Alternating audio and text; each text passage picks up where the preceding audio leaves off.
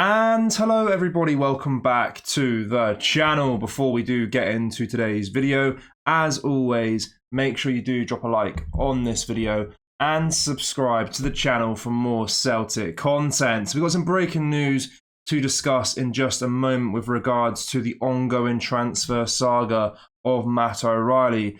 But before we do get into that main story, I want to discuss a long-standing Celtic target, as it now appears he will not be coming to Celtic Park for this transfer window after the latest reveal from a Belgian news source. So, of course, throughout this summer transfer window, we've been linked to a whole host of different names, different positions need improving upon. We still find ourselves in that position this transfer window, despite the season already starting and despite Celtic winning their first game yesterday. We still need to add reinforcements into the squad.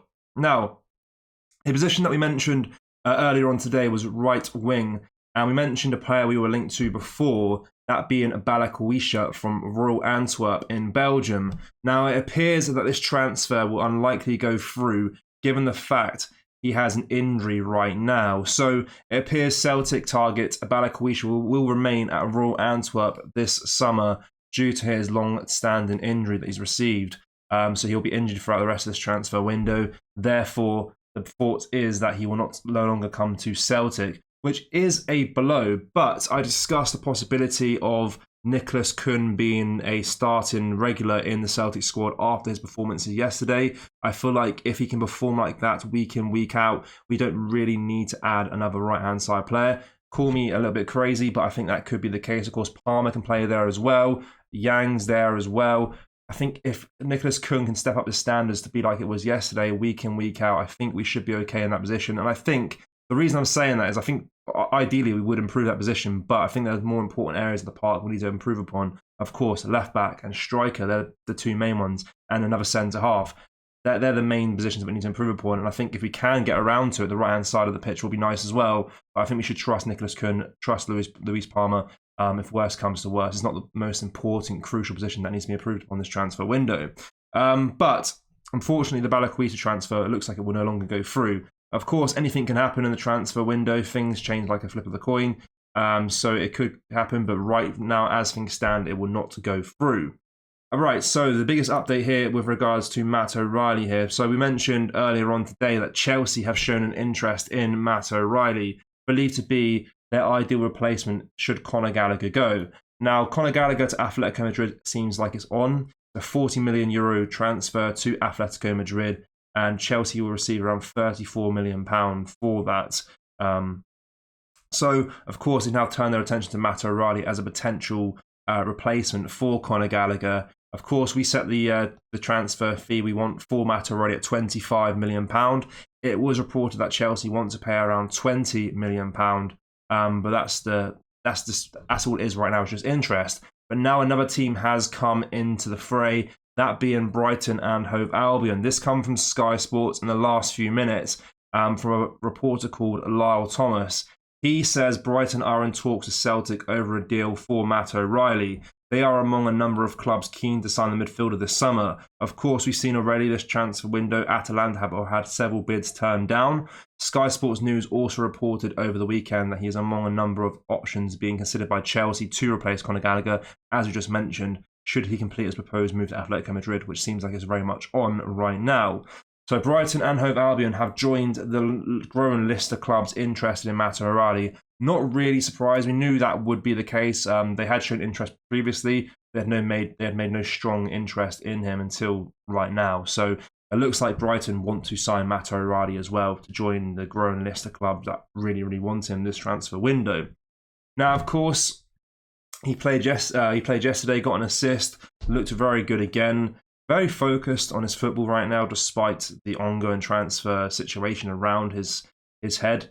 A lot of clubs interested in him, trying to rock the boat a little bit, but he's stayed professional throughout the whole ordeal, which I love to see. Of course, he captained Celtic in pre-season, and I think he's the true definition of a professional, constantly focused on his current task at hand, which is helping Celtic reach their goal, which of course is another Scottish Premiership title and trying to compete in Europe and do really well in Europe. So it looks like his exit is inevitable still, but I have to say the way he's conducted himself has been superb, regardless of if he stays or if he leaves. So hopefully, if he does go, we get the transfer fee we want for him, and hopefully we can reinvest that into the squad as well. But of course, history tells us that won't be the case. So I'd rather keep hold of Matt O'Reilly ideally, but just given the sheer amount of clubs interested in him, the sheer amount of teams that have approached him already, of course, Southampton, Atalanta had bids rejected, and I'm sure Brighton will put a bid in very, very shortly. It seems inevitable that he will leave the club at some point. Now, if I was Matt O'Reilly, of course, I mean, I would stay at Celtic, obviously, but let's be realistic here. Of course, the Premier League has a lot more money to offer than we can. Our wage structure doesn't allow us to compete with the Premier League. So if I was him, of course, Chelsea would be a cool situation, but he probably wouldn't be a first-team starter given the fact that their midfield is packed with only £300 million worth of players. So I would say to him, Brighton's a good option, just given the fact of their history that they can develop players, make them really, really good. And then if he goes to Brighton, he's near enough guaranteed a move to Chelsea in 3-4 years' time as well. So there's that as well. So if I was him, I probably would go to Brighton. It looks like a very good option for him, just because their history, they're very good at nurturing talent. But of course, ideally, I'd want him to stay at Celtic, of course. But the main thing is, if he is going to go, we want to get £25 million at least for him. Let's not lower our standards or lower the fee to let him go. He has to go for around £25 million. It can't be 20. It can't be 21. It can't be 24. It has to be 25 at the very, very least. We have to stay firm on that and not be pushed around by these rich clubs trying to get our talent off of us. But yeah, so to basically summarise the video, Balikwisha transfer to Celtic is currently off as things stand due to his injury, and Matt O'Reilly has now got Brighton on his tail as they are very much interested in him. But again, anything can happen in this transfer window. I'm sure more teams will come after O'Reilly. Being brilliant through pre-season, was brilliant yesterday again. The guy is a superb professional, superb talent, and yeah, he deserves the very best for his career, of course. But it looks very much inevitable that he will leave Celtic at some point in this transfer window, which is a shame, but we need to make sure we get the money for him that we deserve. So that is the thing. But guys, as always, let me know your thoughts down below in the comment section what we discussed in today's video. What's your thoughts on the Balikwisha transfer? Would you like him to come to Celtic, or you're not too fussed that it now looks like it's off? And with Matt O'Reilly as well, do you think if you're in Matt O'Reilly's shoes and you can't stay at Celtic, what team would you go to? Of all the teams interested in him, there's a lot of choice for him, to be fair to him. So yeah, let me know your thoughts down below in the comment section. If you haven't yet already, make sure you have dropped a like on this video, and make sure you are subscribed to the channel for more Celtic content, because of course the transfer window has another around 3 more weeks left of it, so it's going to be pretty hectic in the next 3 weeks, of course. And we're going to cover all the transfer stories on this channel, so make sure you are subscribed. Thank you. Take care. Bye-bye.